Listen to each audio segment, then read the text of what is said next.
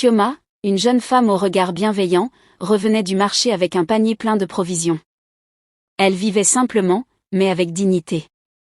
Fille unique d'une mère veuve, elle avait appris très jeune la valeur du travail et la beauté du partage.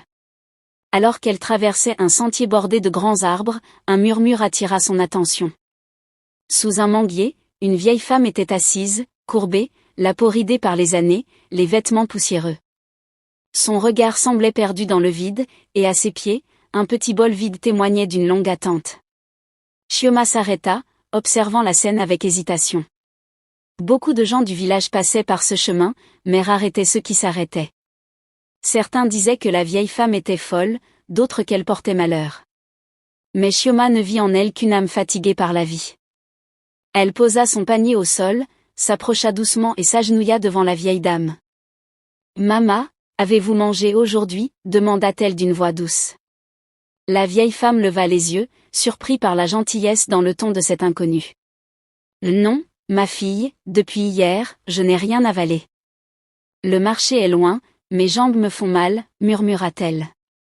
Sans hésiter, Chioma sortit de son panier un petit plat de riz enveloppé dans une feuille de bananier et une gourde d'eau fraîche.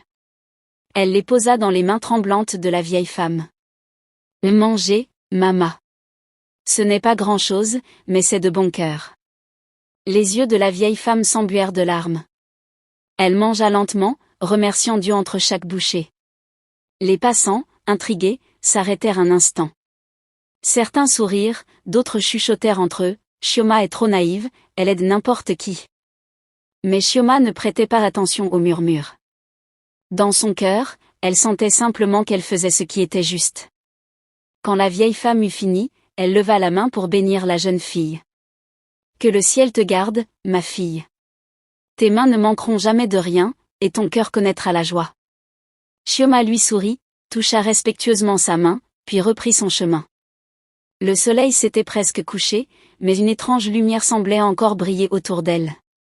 Elle ne savait pas que ce geste simple venait de lier son destin à celui de cette femme âgée. Ce soir-là, en rentrant chez elle, Chioma raconta à sa mère la rencontre avec la vieille dame.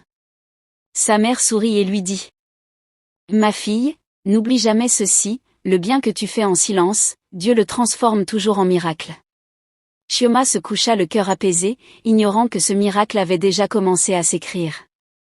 Les jours passèrent, puis les semaines. Le souvenir de la vieille femme restait gravé dans le cœur de Chioma, comme une lumière douce qu'elle portait en elle. Son geste n'avait pas changé le monde, mais il avait renforcé sa foi en la bonté. Chaque matin, elle aidait sa mère au jardin, puis se rendait au marché du village pour vendre des légumes, du manioc et un peu d'huile de palme.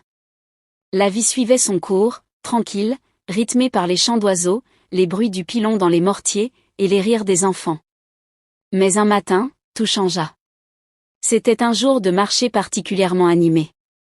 Le soleil perçait les feuilles de palmier, les voix s'élevaient de toutes parts, les femmes négociaient les prix, les hommes chargeaient les sacs de maïs sur leurs épaules. Chioma, debout derrière son étal, arrangeait ses tomates quand une voix masculine, posée et respectueuse, se fit entendre. « Bonjour, jeune dame. Ces tomates ont l'air aussi fraîches que le sourire de celle qui les vend. » Surprise, elle leva la tête. Devant elle se tenait un homme qu'elle n'avait jamais vu auparavant. Grand, à la peau sombre et au regard profond, vêtu simplement d'une chemise claire et d'un pantalon bien repassé. Il portait un air à la fois confiant et calme. « Je m'appelle Malik, » dit-il avec un léger sourire. « Je rends visite à mon oncle qui habite ce village. J'aimerais acheter un peu de vos légumes. » Chioma rougit légèrement, amusée par la politesse inhabituelle de ce client. « Vous avez choisi le bon étal alors, Malik. Mes légumes viennent directement du champ de ma mère. » Ils échangèrent quelques mots, des sourires timides, puis des rires discrets. Malik repartit avec un petit panier plein, mais laissa derrière lui un souvenir étrange, celui d'un regard qui semblait vouloir revenir. Et il revint. Le lendemain, puis le surlendemain. Parfois pour acheter une botte de légumes, parfois simplement pour dire bonjour. Peu à peu, une complicité s'installa entre eux. Malik lui racontait la ville où il travaillait, ses rêves d'ouvrir une petite entreprise, sa passion pour la musique traditionnelle. Chioma, elle, partageait la simplicité de sa vie, ses valeurs, et son amour du travail bien fait. Leur conversation était sincère, leur rire spontané. Dans le village, les gens commencèrent à murmurer. Le jeune homme de la ville passe beaucoup de temps au marché, non? Peut-être que son intérêt n'est pas que pour les légumes.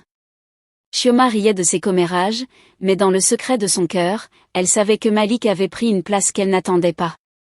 Les jours devinrent des semaines.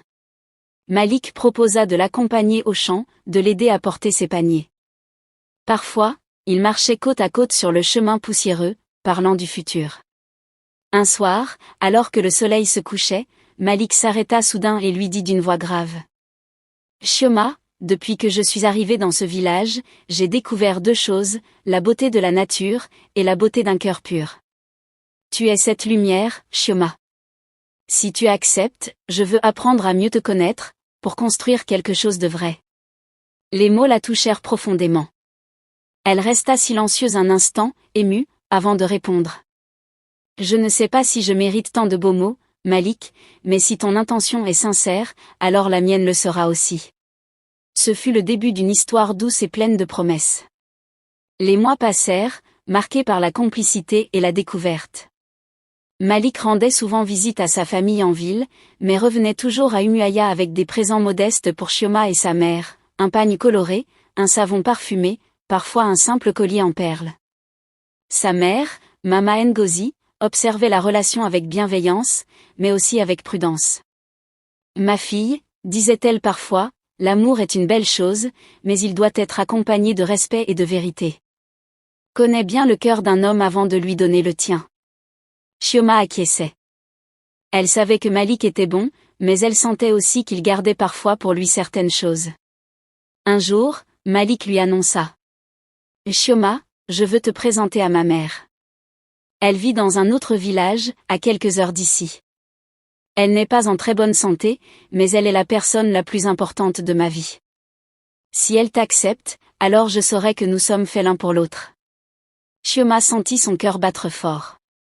Elle accepta avec humilité, heureuse mais nerveuse à l'idée de rencontrer celle qui pourrait devenir sa belle-mère.